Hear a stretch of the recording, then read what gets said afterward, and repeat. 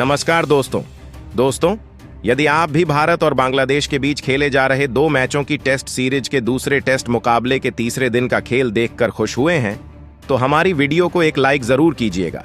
आज हमारी इस वीडियो का लाइक टारगेट सिर्फ 500 लाइक्स है, तो हमारी इस वीडियो को दिल लाइक जरूर करें दोस्तों। बांग्लादेश के खिलाफ दूसरे टेस्ट मुकाबले के तीसरे दिन भारतीय टीम के गेंदबाजों के बाद आया।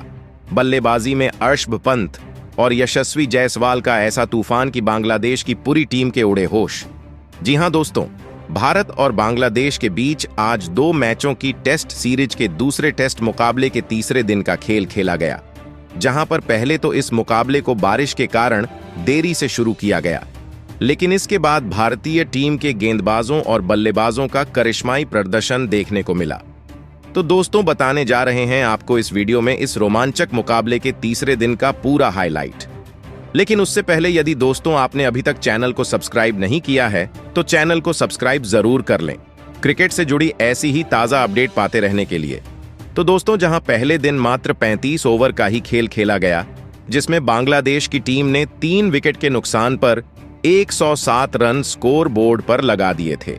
हालांकि इसके बाद बारिश आई और पूरे दिन का मुकाबला नहीं खेला जा सका। जहां दूसरे दिन मुकाबला खेले जाने की उम्मीद थी, लेकिन दूसरे दिन का खेल भी बारिश के कारण नहीं हो सका। जहां अब भारतीय फैंस को तीसरे दिन की शुरुआत में भी इसी खराब न्यूज का सामना करना पड़ा, जहां मैदान गीला होने के कारण मैच को देरी से शुरू किया गया। लेकिन जब मैच की शुरुआत हुई तो मुशफिक रहीम के साथ मोमिनुल हक एक बार फिर से टीम के लिए पारी को आगे बढ़ाने के लिए उतरे। वहीं पर आज भारतीय टीम की तरफ से पहला ओवर रविचंद्रन अश्विन के हाथों में गेंद दी गई और रविचंद्रन अश्विन ने आते ही कमाल की गेंद डाली और मोमिनुल हक को बोल्ड करके पैवेलियन लौटा दिया और भारतीय टीम को आज के दिन की पहली ही गेंद पर पहली सफलता निकाल कर दी और मोमिनुल हक 40 रन बनाकर पैवेलियन लौट गए। तो वहीं पर इसके बाद मुसद्दिकर ने आज के दिन के दूसरे ओवर में शानदार बड़ा शॉट खेला और गेंद को स्लॉग स्वीप के जरिए सीधे बाउंड्री लाइन के पार भेज दिया। लेकिन इसकी अगली ही गेंद पर एक और बड़ा शॉट खेलना चाहते थे, लेकिन इस बार उनसे गलती हुई और शानदार कैच केएल राहुल द्वारा लपक लिया गया और मुशफिक रहीम अपना विकेट खो बैठे। मुशफिकुर रहीम सिर्फ 12 रन बनाकर पैवेलियन लौट गए। इसके बाद टीम के सबसे बड़े बल्लेबाज साकिब अल हसन मैदान पर उतरे, जिनसे बड़ी उम्मीदें थीं। हालांकि उन्होंने आते ही कुछ बेहतरीन शॉट भी खेले, जहां पर आज के दिन के 8वें ओवर में उन्होंने एक बेहतरीन चौका जसप्रीत बुमराह की गेंद पर लगाया। लेकिन इसके बाद उनकी पारी भी लंबी न चल सकी और 10वें ओवर में रविंद्र जडेजा ने एलबीडब्ल्यू आउट करके उन्हें पैवेलियन भेज दिया और भारतीय टीम को 6ठी सफलता दिला दी। अब बांग्लादेश की टीम स्ट्रगल करती हुई नजर आ रही थी, क्योंकि अभी सिर्फ 140 रन ही बने थे और वह अपने 6 महत्वपूर्ण विकेट गंवा चुकी थी और कोई भी बल्लेबाज क्रीज पर टिक नहीं पा रहा था और ऐसा ही हाल हुआ। लिटन दास का भी, वह भी स्लिप में अपना कैच थमा, अपना विकेट गंवा बैठे। लिटन तो इस मुकाबले में सिर्फ 1 ही रन बनाकर पैवेलियन लौट गए और 7 ही गेंदों का सामना किया। रविंद्र जडेजा ने उनको अपना शिकार बनाया। इसके बाद 14वें ओवर में मेहंदी हसन मिराज भी रविचंद्रन अश्विन के सामने बड़ा शॉट खेलने गए, लेकिन गेंद को बाउंड्री लाइन के पार नहीं करा पाए। सीधे सर जड्डू के हाथ में दे बैठे और भारतीय टीम को एक और सफलता मेहंदी हसन मिराज के रूप में मिली। इसके बाद तो भारतीय गेंदबाजों के सामने बांग्लादेश की टीम ज्यादा देर तक टिक भी नहीं पाई और ऑल आउट हो गई, जहां रविंद्र जडेजा और रविचंद्रन अश्विन ने भी 4-4 सफलताएं हासिल कर इस मुकाबले को पूरी तरीके से भारतीय टीम की तरफ मोड़ दिया और बांग्लादेश की टीम को सिर्फ 159 रनों पर ही सिमटा दिया। वहीं पर इसके बाद अब भारतीय टीम की पारी की शुरुआत हुई।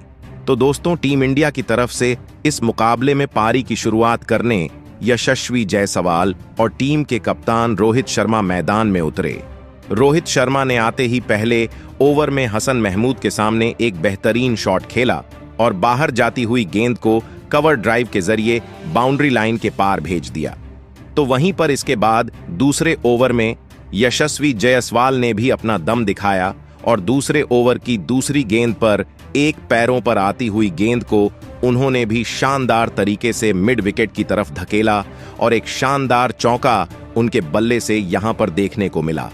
लेकिन इसके बाद दोस्तों, आज के दिन के 5वें ओवर में हसन महमूद ने भारतीय टीम को एक बड़ा झटका दिया और भारतीय टीम की पारी का पहला विकेट कप्तान रोहित शर्मा के रूप में गिरा, जब बैट का बाहरी किनारा लेकर गेंद सीधे विकेटकीपर के हाथों में चली गई और रोहित शर्मा ने एक बार फिर से सभी को निराश किया और पेवेलियन लौट। लेकिन इसके बाद यहां पर यशस्वी जायसवाल ने अपना शानदार परफॉर्मेंस जारी रखा और इसी बीच उन्होंने 7वें ओवर में भी गेंद को एक बार फिर से कवर ड्राइव के जरिए बाउंड्री लाइन के पार भेजा। एक शानदार छक्का उनके बल्ले से देखने को मिला, तो वहीं पर दूसरी तरफ शुभमान गिल सावधानी से खेल रहे थे और गेंद को चला रहे थे। लेकिन हसन महमूद की गेंद को वह ब्लॉक करने से चूके और गेंद पैड पर जा लगी और भारतीय टीम को एक और झटका लगा और भारतीय टीम ने अपना दूसरा विकेट मात्र 24 रन पर ही गंवा दिया।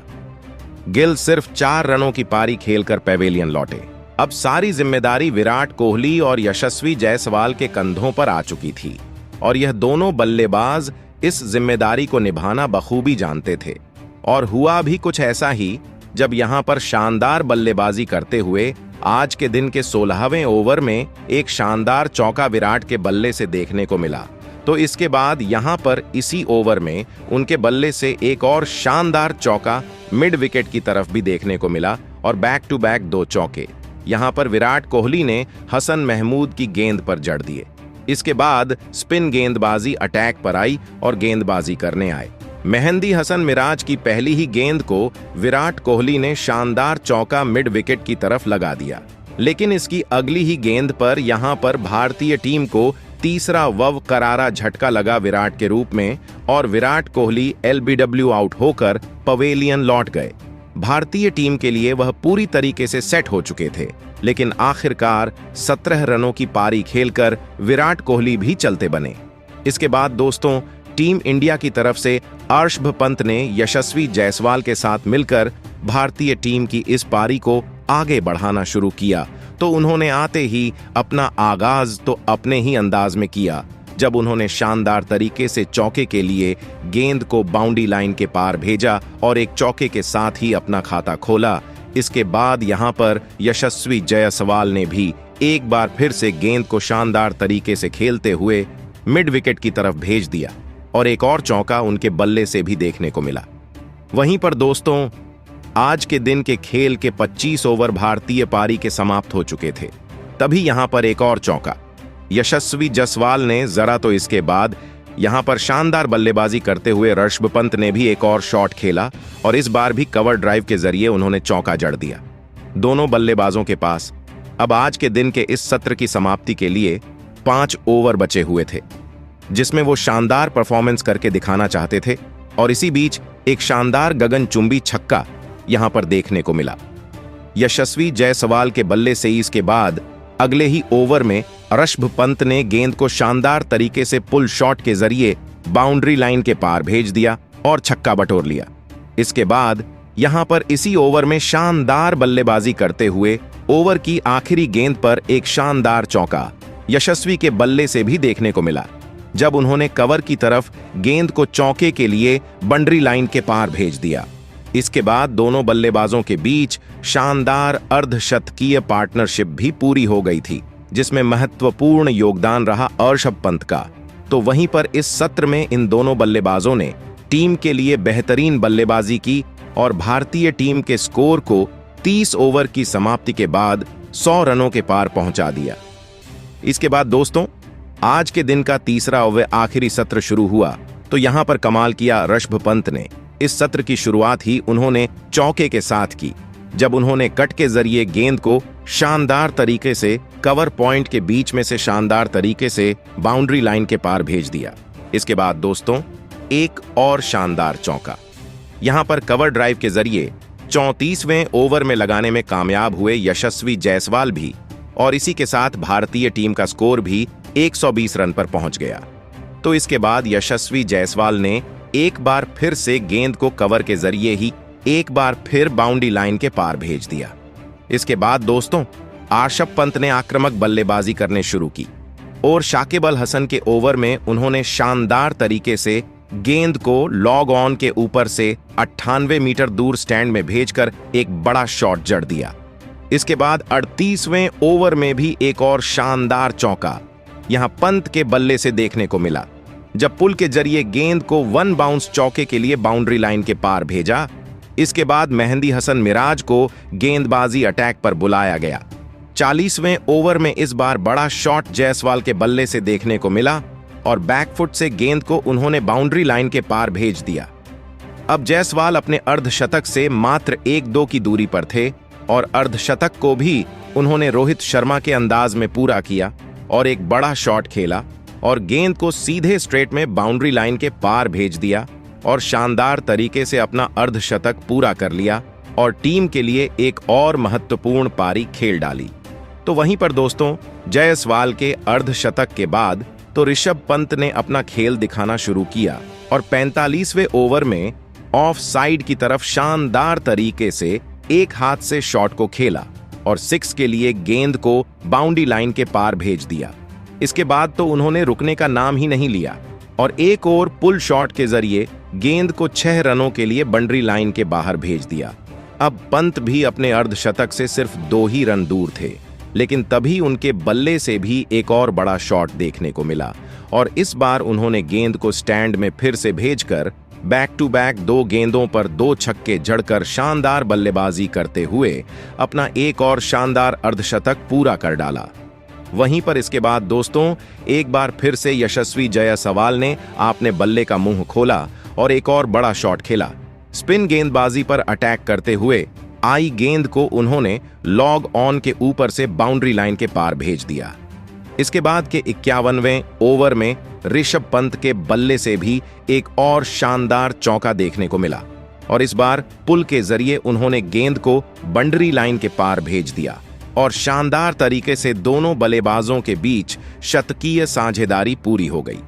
वहीं पर ऋषभ पंत ने अपना दमखम एक और ओवर में दिखाया मेहंदी हसन मिराज के सामने और एक बार फिर से गेंद को लॉन्ग ऑफ के ऊपर से 6 रनों के लिए बाउंड्री लाइन के पार भेज दिया। बैकफुट से शानदार तरीके से उन्होंने अद्भुत शॉट खेल दिया। इसके बाद तो भारतीय टीम का स्कोर अब 185 रनों तक पहुंच गया था। 3 विकेट के नुकसान पर तभी ऋषभ पंत के बल्ले से एक शानदार स्कूप शॉट भी देखने को मिला, जब गेंद को फाइन लेग के ऊपर से उन्होंने बाउंड्री लाइन के पार भेज दिया। हालांकि यह अद्भुत शॉट था और 6 रनों के लिए गेंद बाउंड्री लाइन के पार जा गिरी। अब ऋषभ पंत अपनी आक्रामक बल्लेबाजी के जरिए धीरे धीरे शतक की तरफ बढ़ रहे थे, तो इसी बीच उन्होंने शाकिब अल हसन की गेंद को लॉन्ग ऑफ की तरफ खेला और एक और चौका झड़ दिया। वहीं पर ऋषभ पंत आक्रामक थे तो दूसरे छोर से शांत बल्लेबाजी करते हुए नजर आ रहे थे यशस्वी। लेकिन इसी बीच ऋषभ पंत ने एक और बड़ा शॉट खेला और एक बार फिर से मेहंदी हसन मिराज की गेंद को बाउंड्री लाइन के पार भेजा। तो वहीं पर 55वें ओवर में भी साकिब अल हसन की गेंद को भी शानदार तरीके से विकेट के पीछे खेलने में कामयाब हुए ऋषभ पंत और एक और चौका झड़ दिया। अब ऋषभ पंत दमदार बल्लेबाजी के साथ 90 रनों के पार पहुंच चुके थे, तो वहीं पर दूसरी तरफ शानदार बल्लेबाजी करते हुए जायसवाल 80 रनों के स्कोर पर पहुंच गए थे और भारतीय टीम का स्कोर 200 रनों के पार जा चुका था। वहीं पर दोस्तों, आज दूसरे दिन के खेल की आखिरी गेंद मेहंदी हसन मिराज ने डाली और उस गेंद को ऋषभ पंत ने छक्का लगाकर अपना शतक पूरा किया। वहीं पर दोस्तों, तीसरे दिन के खेल की समाप्ति तक भारतीय टीम ने 232 रन बना लिए हैं और ऋषभ पंत 104 रन बनाकर नाबाद थे। तो वहीं पर 86 रन बनाकर यशस्वी जायसवाल क्रीज पर मौजूद हैं। तो दोस्तों, आपको आज ऋषभ पंत और यशस्वी जायसवाल की बल्लेबाजी कैसी लगी और आप इनकी बल्लेबाजी को 10 में से कितने अंक देना चाहेंगे? हमें अपनी राय कमेंट बॉक्स में जरूर दें और नए हैं तो चैनल को सब्सक्राइब जरूर करें। वीडियो को लाइक और शेयर करना बिल्कुल नहीं भूलें। धन्यवाद।